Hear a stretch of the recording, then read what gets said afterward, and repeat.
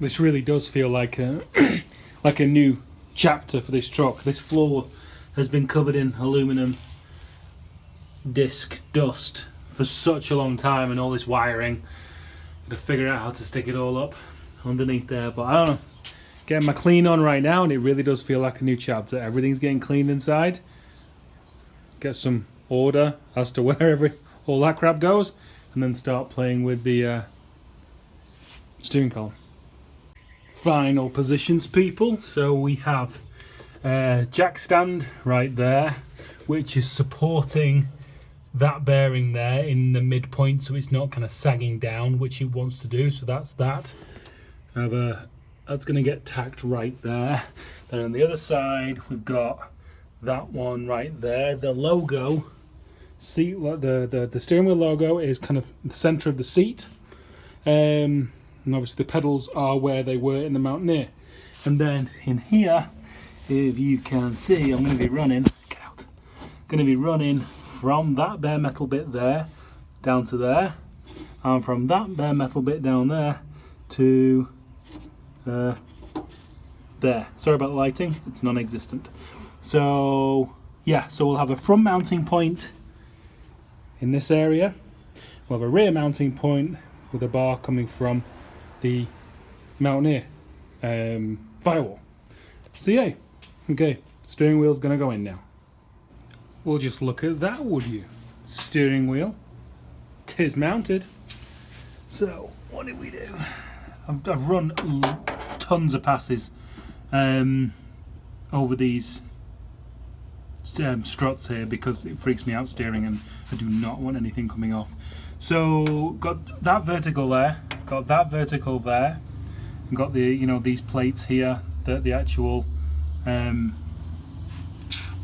steering column itself mounts to. And then we got weld there, we got a way prettier weld there, so focus on that one instead. And then box both sides of this there. So that's that, and then we're going to be adding this back in there. Obviously going to be trimming along here, but we'll be putting that back in. Probably won't be much left of it, but you know, again, it'll create more strength. And we also need to lay some wiring out, which is underneath there.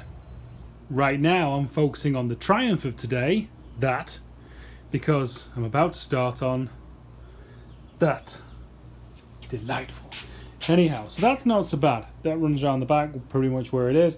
And all this stuff ran up this side of the vehicle for radio, security, and all that kind of stuff. And then this one, this little darling here, in all its weight, is the one that I now have to fit under that tiny little dash. Should be fun.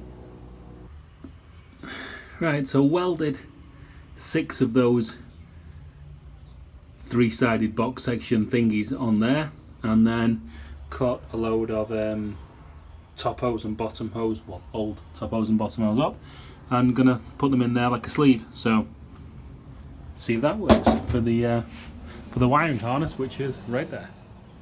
Slowly ECU's back in. All the A-pillar connectors are all reconnected. That came apart, that's back together. Gonna zip tie the battery in here for now, temporarily. Everything's loose. The wiring is laid out. That's where it ran in the Mountaineer. So it's gonna run there again. All the seat stuff's there. So in here, let's see if we can show you guys this. So you can see now, so there's a bit of a shelf, right? Oh, God, okay, so there's a bit of a shelf, so on top of the Mountaineer firewall. And what I think I'm actually going to do is I'm going to get that double-sided Velcro sticky tape stuff, and these two, that's a bank of relays and that's a module. I'm going to just like Velcro them there. I think that'll be fine. And then so these U-shaped things that I made and welded on are holding the wire, and it's being insulated by some top and bottom hose that I've chopped up, and then I'll zip tie, you know, and make sure they all get held in place. So that, you know, it's kind of all there. The grounds are all set. There's only two, one there and there's one over on that side as well. So they're in place. Gonna hook up all the steering column wiring now. That's center console wiring. That is the door connector. So that's just a bunch of wires that, you know, we can use at a later date. Not gonna lie, I am nervous. We have a battery. We have a fire suppression system. And we have a 13mm to disconnect everything just in case she sets on fire. So, wish me luck.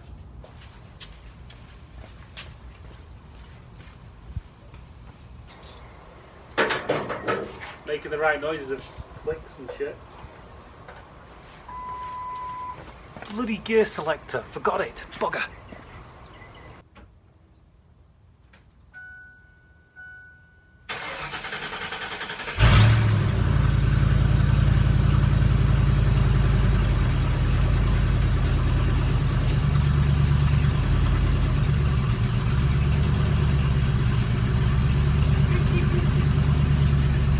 It's a little loud. I chopped the exhaust off.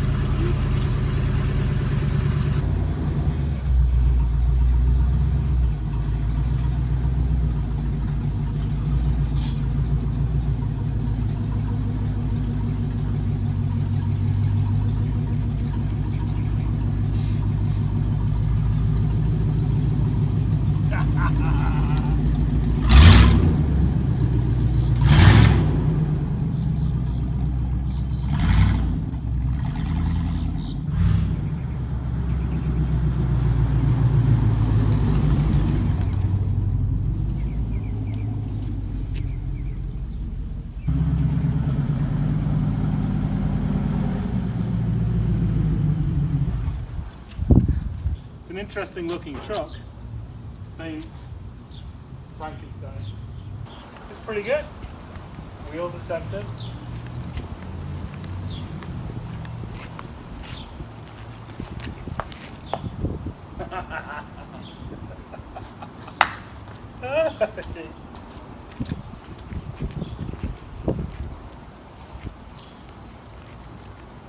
That is hilarious. Better start with the bed now. So here she is. Battery's just kind of temporarily in there. Lots of wiring hanging around. All that stuff's got to be hidden. So there we go. Seating position's nice. Electric, leather seats, as every 53 should have. So then basically what I'm planning on doing is getting all the crap out of here for starters, and then this I'm going to use as a guide for the bed floor. See it? So all these sides are going to come off, so I'm going to be left with that flat area as the bed. And that's the next job. So garage is cleaned, as clean as it is ever going to get with me, and just start chopping. Chopperoonian. It's always a good day.